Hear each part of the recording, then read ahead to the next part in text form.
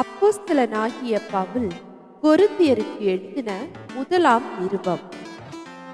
1ஆம் அதிகாரம். தேவனுடைய சித்தத்தினாலே இயேசு கிறிஸ்துவின் அப்போஸ்தலனாகும்படி அழைக்கப்பட்டவனாகிய பவுலும் சகோதரனாகிய சொஸ்தேனேயும் கொரிந்துவிலே கிறிஸ்து இயேசுவுக்குள் பரிசுத்தமாக்கப்பட்டவர்களாயும் பரிசுத்தவான்களாகும்படி அழைக்கப்பட்டவர்களுமாயிருக்கிற தேவனுடைய சபைக்கும் எங்களுக்கும் தங்களுக்கும் ஆண்டவராயிருக்கிற நம்முடைய கர்த்தராகிய இயேசு கிறிஸ்துவின் நாமத்தை எங்கும் தொழுது கொள்ளுகிற அனைவருக்கும் எழுதுகிறதாவது, நம்முடைய பிதாவாகிய தேவனாலும் கர்த்தராகிய இயேசு கிறிஸ்துவினாலும் உங்களுக்கு கிருபையும் சமாதானமும் உண்டாவதாக.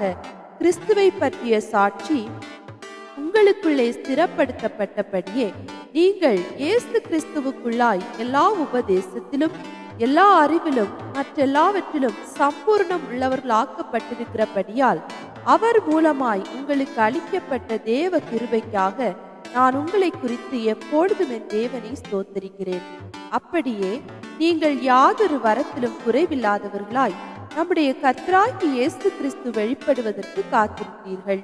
நம்முடைய கர்த்தராகிய இயேசு கிறிஸ்துவின் நாளிலே நீங்கள் குற்றச்சாட்டப்படாதவர்களாய் இருக்கும்படி முடிவு பரியந்தம் அவர் உங்களை ஸ்திரப்படுத்துவார்.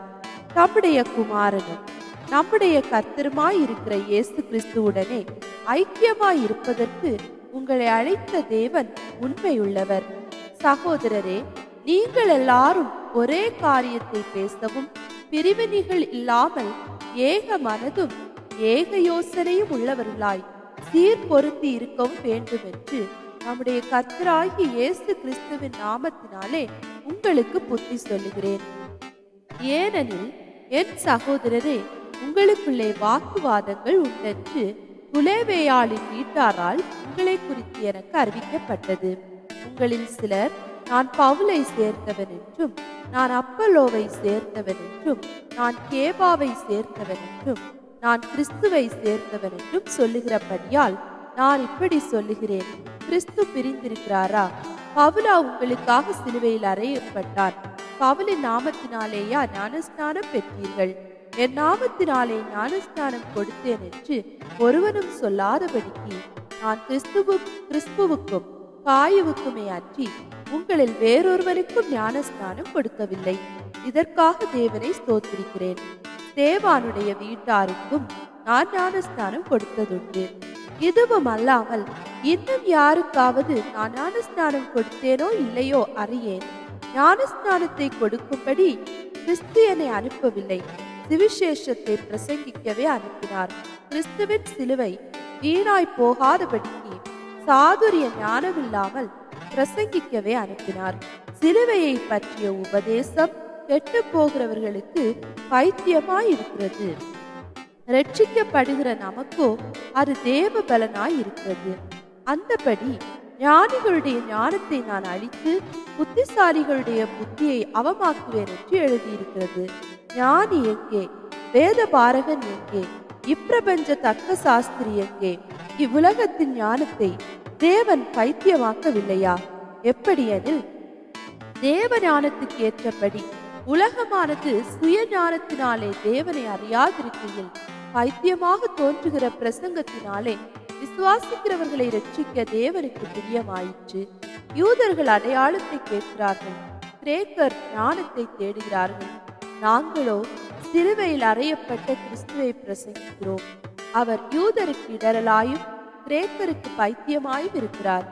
ஆகிலும் யூதரானாலும் கிரேக்கரானாலும் எவர்கள் அழைக்கப்பட்டிருக்கிறார்களோ அவர்களுக்கு கிறிஸ்து தேவ பலனும் தேவ ஞானவுமாய் இருக்கிறார். இந்தபடி தேவனுடைய பைத்தியம் எனப்படுவது மனுஷருடைய ஞானத்திலும் அதிக ஞானமாய் இருக்கிறது. தேவனுடைய பலவீனம் எனப்படுவது மனுஷருடைய பலத்திலும் அதிக பலமாய் இருக்கிறது. எப்படியெனில் சகோதரரே, நீங்கள் அழைக்கப்பட்ட அழைப்பை பாருங்கள். மாம்சத்தின்படி ஞானிகள் அநேகர் இல்லை, வல்லவர்கள் அநேகர் இல்லை, பிரபுக்கள் அநேகர் இல்லை. ஞானிகளை வெட்கப்படுத்தும்படி தேவன் உலகத்தில் பைத்தியமானவைகளை தெரிந்து கொண்டார். பலமுள்ளவைகளை வெட்கப்படுத்தும்படி தேவன் உலகத்தில் பலவீனமானவைகளை தெரிந்து கொண்டார். உள்ளவைகளை அவமாக்கும்படி உலகத்தின் இழிவானவைகளையும் அற்பமாய் எண்ணப்பட்டவைகளையும் இல்லாதவைகளையும் தேவன் தெரிந்து கொண்டார். மாம்சமான எவனும் தேவனுக்கு முன்பாக பெருமை பாராட்டாதபடிக்கு அப்படி செய்தார். அந்தபடி நீங்கள் அவராலே கிறிஸ்து இயேசுவுக்குட்பட்டிருக்கிறீர்கள். எழுதியிருக்கிறபடி மேன்மை பாராட்டுகிறவன் கர்த்தரை குறித்தே மேன்மை பாராட்டத்தக்கதாக அவரே தேவனால் நமக்கு ஞானமும் நீதியும் பரிசுத்தமும் மீட்பும் ஆனார். 1 கொரிந்தியர் 2ஆம் அதிகாரம். சகோதரரே, நான் உங்களிடத்தில் வந்தபோது தேவனை பற்றிய சாட்சியை சிறந்த வசனிப்போடாவது ஞானத்தோடாவது அறிவிக்கிறவனாக வரவில்லை. இயேசு கிறிஸ்துவை சிலுவையில் அறையப்பட்ட அவராலே அன்றி வேறொன்றையும் உங்களுக்குள்ளே அறியாதிருக்க தீர்மானித்திருந்தேன். அல்லாமலும் நான் பலவீனத்தோடும் பயத்தோடும் மிகுந்த நடுக்கத்தோடும் உங்களிடத்தில் இருந்தேன். உங்கள் விசுவாசம் மனுஷருடைய ஞானத்தில் அல்ல, தேவனுடைய பலத்தில் நிற்கும்படிக்கு என் பேச்சும் என் பிரசங்கமும் மனுஷ ஞானத்திற்குரிய நயவசனமுள்ளதாயிராமல் ஆவியினாலும் பலத்தினாலும் உறுதிப்படுத்தப்பட்டதாய் இருந்தது. அப்படி இருந்தும் தேறினவர்களுக்குள்ளே ஞானத்தை பேசுகிறோம், இப்பிரபஞ்சத்தின் ஞானத்தை அல்ல, அழித்து போகிறவர்களாகிய இப்பிரபஞ்சத்தின் பிரபுக்களுடைய ஞானத்தையும் அல்ல. உலக தோற்றத்திற்கு முன்னே தேவன் நம்முடைய மகிமைக்காக ஏற்படுத்தினதும் மறைக்கப்பட்டதுமாயிருந்த இரகசியமான தேவ ஞானத்தையே பேசுகிறோம். அதை இப்பிரபஞ்சத்து பிரபுக்களில் ஒருவனும் அறியவில்லை. அறிந்தார்களானால் மகிமையின் கர்த்தரை அவர்கள் சிலுவையில் அறைய மாட்டார்களே. எழுதியிருக்கிறபடி தேவன் தம்மில் அன்பு கூறுகிறவர்களுக்கு ஆயத்தம் பண்ணினவைகளை கண் காணவும் இல்லை, காது கேட்கவும் இல்லை, அவைகள் மனுஷனுடைய இருதயத்தில் தோற்றவும் இல்லை. நமக்கோ தேவன் அவைகளை தமது ஆவியினாலே வெளிப்படுத்தினார். அந்த ஆவியானவர் எல்லாவற்றையும் தேவனுடைய ஆழங்களையும் ஆராய்ந்திருக்கிறார். மனுஷனிலுள்ள ஆவியை அன்றி மனுஷரில் எவர் மனுஷனுக்குரியவைகளை அறிவான்? அப்படி போல தேவனுடைய ஆவியே அன்றி ஒருவனும் தேவனுக்குரியவைகளை அறிய மாட்டான். நாங்களோ உலகத்தின் ஆவியை பெறாமல் தேவனால் எங்களுக்கு அருளப்பட்டவைகளை அறியும்படிக்கு தேவனிலிருந்து புறப்படுகிற ஆவியையே பெற்றோம். அவைகளை நாங்கள் மனுஷ ஞானம் போதிக்கிற வார்த்தைகளாலே பேசாமல் பரிசுத்த ஆவி போதிக்கிற வார்த்தைகளாலே பேசி ஆவிக்குரியவைகளை ஆவிக்குரியவைகளோடு கூட சம்பந்தப்படுத்தி காண்பிக்கிறோம். ஜென்ம சுபாவமான மனுஷனோ தேவனுடைய ஆவிக்குரியவைகளை ஏற்றுக்கொள்ளான். அவைகள் அவனுக்கு பைத்தியமாக தோன்றும். அவைகள் ஆவிக்கேற்ற பிரகாரமாய் ஆராய்ந்து நிதானிக்கப்படுகிறவைகளானதால் அவைகளை அறியவும் மாட்டான். ஆவிக்குரியவன் எல்லாவற்றையும் ஆராய்ந்து நிதானிக்கிறான். ஆனாலும் அவன் மற்றொருவனாலும் ஆராய்ந்து நிதானிக்கப்படான். கர்த்தருக்கு போதிக்கத்தக்கதாக அவருடைய சிந்தையை அறிந்தவன் யார்? எங்களுக்கோ கிறிஸ்துவின் சிந்தை உண்டாயிருக்கிறது. 1 கொரிந்தியர் 3ஆம் அதிகாரம்.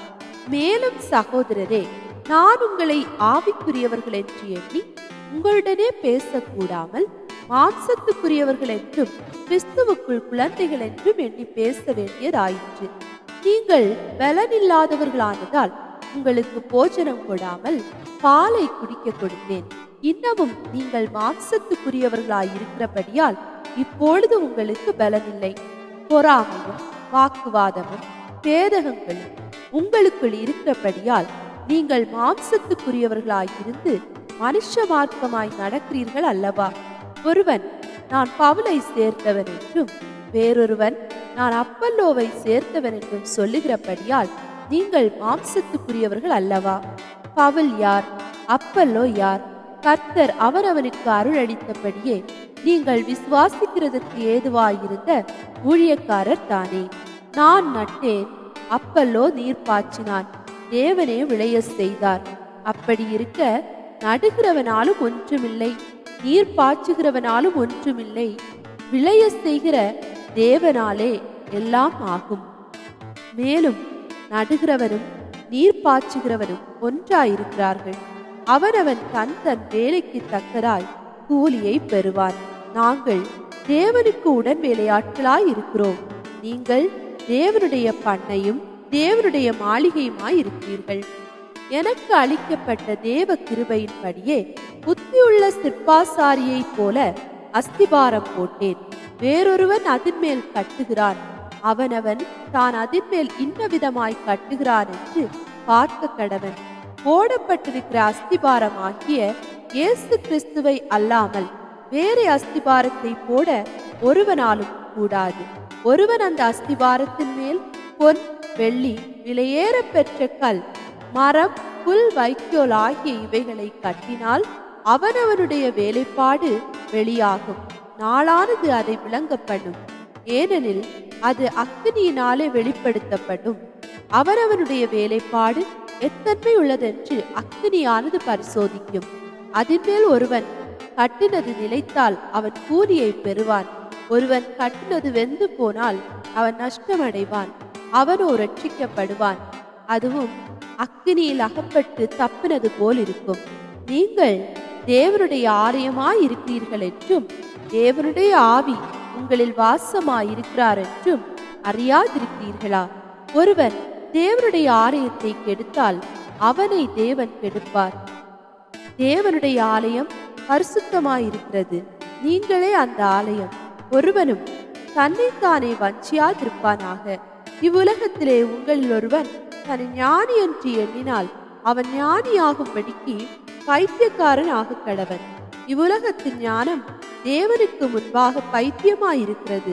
அப்படியே ஞானிகளை அவர்களுடைய தந்திரத்திலே பிடிக்கிறார் என்றும் ஞானிகளுடைய சிந்தனைகள் வீணாயிருக்கிறதென்றும் கர்த்தர் அறிந்திருக்கிறார் என்றும் எழுதியிருக்கிறது. இப்படி இருக்க ஒருவனும் மனுஷரை குறித்து மேன்மை பாராட்டாதிருப்பானாக. எல்லாம் உங்களுடையதே. பவுலாகிலும் அப்பல்லோவாகிலும் கேபாவாகிலும் உலகமாகிலும் ஜீவனாகிலும் மரணமாகிலும் நிகழ்காரியங்களாகிலும் வருங்காரியங்களாகிலும் எல்லாம் உங்களுடையது. நீங்கள் கிறிஸ்துவனுடையவர்கள், கிறிஸ்து தேவனுடையவர். 1 கொரிந்தியர் 4ஆம் அதிகாரம். இப்படியாக எந்த மனுஷனும் எங்களை கிறிஸ்துவின் ஊழியக்காரர் என்றும் தேவனுடைய இரகசியங்களின் உக்ரானக்காரர் என்றும் எண்ணிக்கொள்ள கடவன். மேலும் உக்ரானக்காரன் உண்மையுள்ளவன் என்று காணப்படுவது அவனுக்கு அவசியமாம். ஆயினும் நான் உங்களையாவது மனுஷருடைய நியாய நாளின் விசாரணையினாலாயாவது தீர்ப்பை பெறுவது எனக்கு மிகவும் அற்ப காரியமாயிருக்கிறது. நானும் என்னை குறித்து தீர்ப்பு சொல்லுகிறதில்லை. என்னிடத்தில் நான் யாதொரு குற்றத்தையும் அறியேன். ஆகிலும் அதனாலே நான் நீதிமான் ஆகிறதில்லை. என்னை நியாயம் விசாரிக்கிறவர் கர்த்தரே. ஆனதால் கர்த்தர் வருமளவும் நீங்கள் காலத்துக்கு முன்னே யாதொன்றை குறித்தும் தீர்ப்பு சொல்லாதிருங்கள்.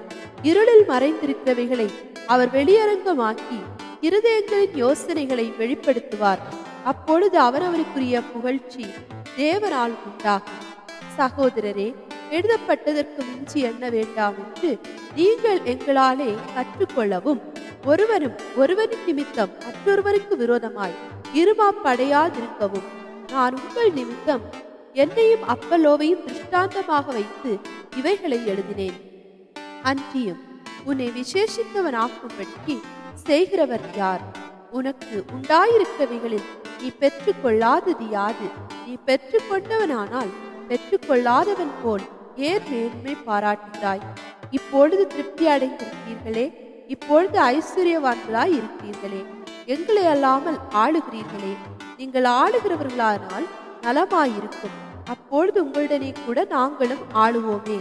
எங்களுக்கு தோன்றுகிறபடி தேவன் அப்போஸ்தலர்களாகி எங்களை மரணத்துக்கு குறிக்கப்பட்டவர்கள் போல கடைசியானவர்களாய் காணப்பட பண்ணினார். நாங்கள் உலகத்துக்கும் தூதருக்கும் மனுஷருக்கும் வேடிக்கையானோம். நாங்கள் கிறிஸ்துவ நிமித்தம் பைத்தியக்காரர், நீங்கள் கிறிஸ்துவில் புத்திசாலிகள். நாங்கள் பலவீனர், நீங்கள் பலவான்கள். நீங்கள் கனவான்கள், நாங்கள் கனவீனர். இந்நேரம் வரைக்கும் பசியுள்ளவர்களும் தாகம் உள்ளவர்களும் நிர்வாணிகளும் குட்டுண்டவர்களும் தங்க இடமில்லாதவர்களுமாயிருக்கிறோம். எங்கள் கைகளினாலே வேலை செய்து பாடுபடுகிறோம், வையப்பட்டு ஆசீர்வதிக்கிறோம், துன்பப்பட்டு சகிக்கிறோம், தூஷிக்கப்பட்டு வேண்டிக் கொள்கிறோம். இந்நாள் வரைக்கும் உலகத்தின் குப்பையைப் போலவும் எல்லாரும் துடைத்து போடுகிற அழுக்கைப் போலவும் ஆனோம். உங்களை வெட்கப்படுத்தும்படிக்கு நான் இவைகளை எழுதவில்லை. நீங்கள் எனக்கு பிரியமான பிள்ளைகள் என்று உங்களுக்கு புத்தி சொல்லுகிறேன். கிறிஸ்துவுக்குள் 10,000 உபாதியர்கள் உங்களுக்கு இருந்தாலும் தகப்பன்மார் அநேகர் உங்களுக்கு இல்லையே. கிறிஸ்து இயேசுவுக்குள் சுவிசேஷத்தினால் நான் உங்களை பெற்றேன். ஆகையால் என்னை பின்பற்றுகிறவர்கள் ஆகுங்கள் என்று உங்களுக்கு புத்தி சொல்லுகிறேன்.